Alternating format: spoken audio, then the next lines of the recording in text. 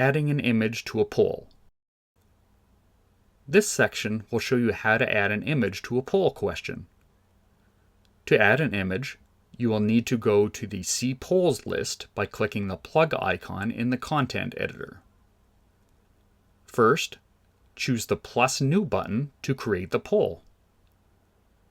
Then you will choose the file and click Open.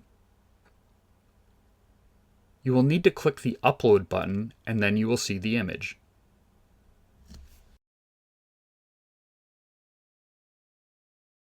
Sharing a poll. This section will show you how to share a poll with another instructor or staff member who has added CEEpolls to their course. To share the poll, you will need to go to the CEEpolls list by clicking on the plug icon in the content editor.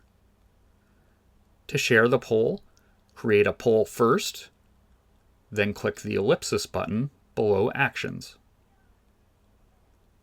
Next, go ahead and choose Share from the pull-down menu, and the Share Poll window will pop up. You can search by the instructor's name. You have the option to send a notification email and click the Share button when you are ready. And the poll will show up on their polls list. This concludes the tutorial.